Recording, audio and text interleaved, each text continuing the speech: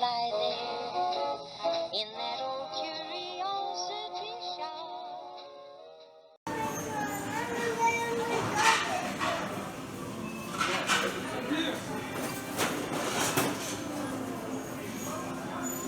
That's a beautiful piece.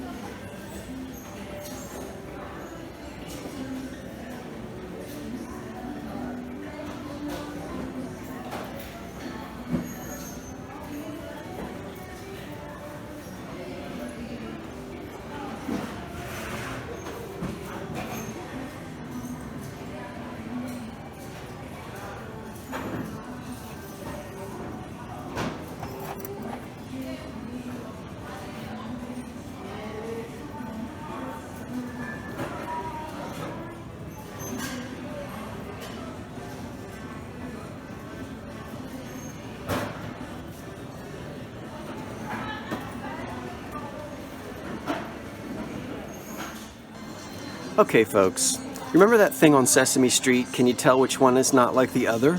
Can you tell which one doesn't belong? And which one am I going to buy? Duh! These were murdered in a dishwasher. Ugh. But this one is just about mint condition. Look how beautiful the graphic is on that. And $2.99. So, yes ma'am. Now this is a good attempt, but it failed miserably. That's the punch cup, and it's sitting here on the saucer for the teacup. See, it's too small, and it doesn't fit the cup indentation anyway. Oops. Now, I have no intentions of buying this, but it's just funny to me, because I wonder what Martha Washington would think about her face being on a circa 1935 Depression-era plate advertising a liquor company in Camden, New Jersey. So there's no value to this, but you know, most of you know that all things Martha and George Washington were very popular in the 30s. There was a lot of interest in Mount Vernon. And you know, of all the faces that they could have possibly put on a plate advertising liquor, I mean, I would think that you could choose somebody a little less stern looking than that. I would probably stop drinking and switch to iced tea if she was staring at me. She looks like she should be advertising the women's Christian temperance movement rather than promoting alcoholic beverages. I think I'll stick to drinking iced tea. She was a handsome woman, as they say.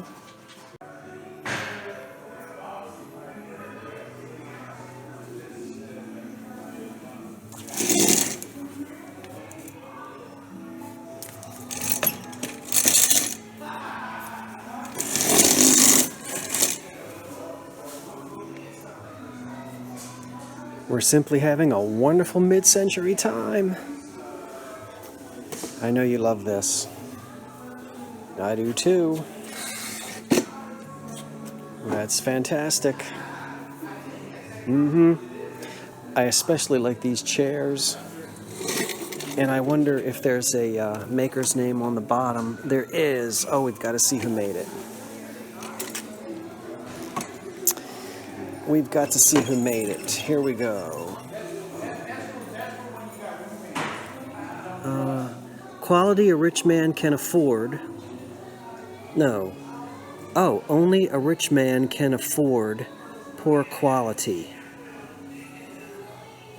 Camden, New Jersey, Levittown, Pennsylvania, and Burlington. Martin Dinette Manufacturing Company. Kitchen sets custom made. Shop at home.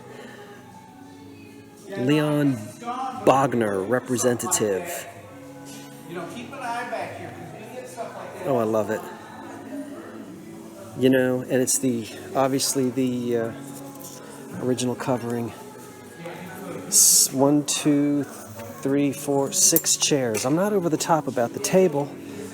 It's okay, but the chairs are magnificent. I've got to see if I can find a price. I've just got to see if I can find a price.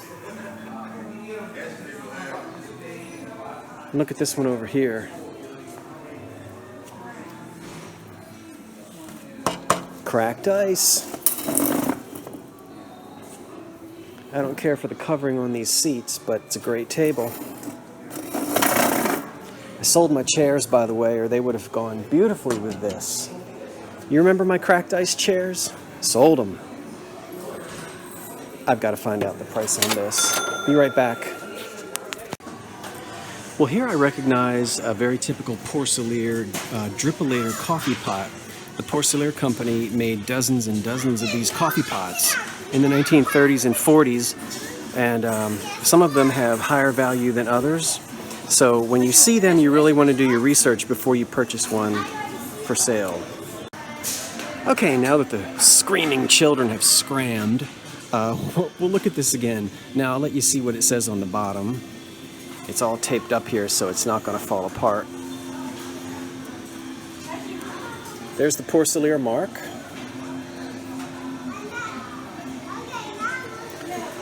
They also made light fixtures and other things out of porcelain. If you remember last summer, I bought a 1930s Porcelain kitchen light fixture that had the glass globe and everything in beautiful condition. Now that I sold, I can't remember what I sold it for, something like $200, $250, something like that.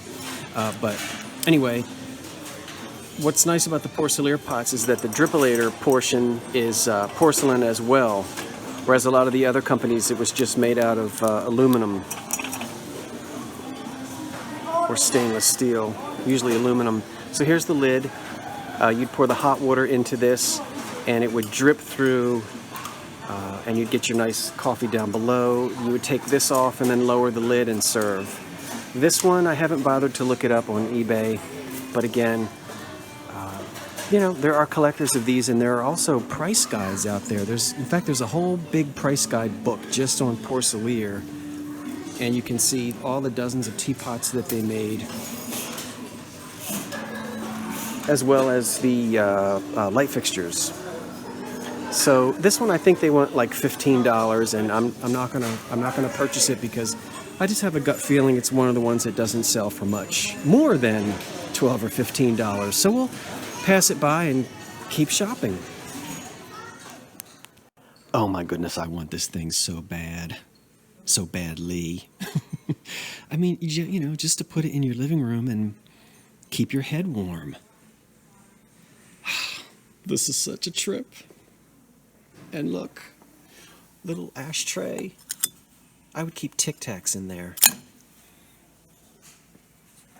I love it.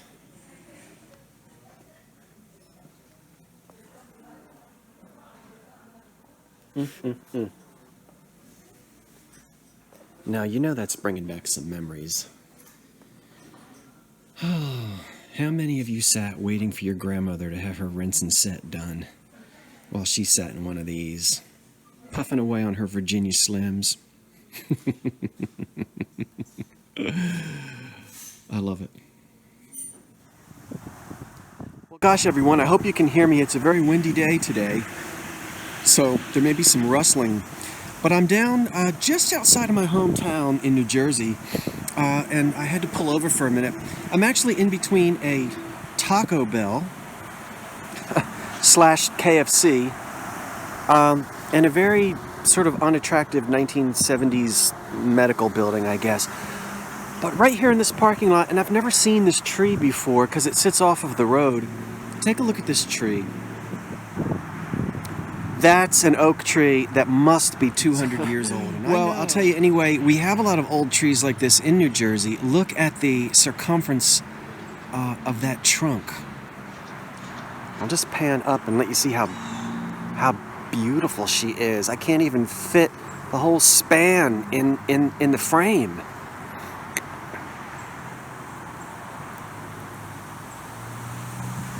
Just a beautiful tree. And I'm willing to bet my last dollar that that thing is at least 200 years old. I'm going to go stand in front of the trunk.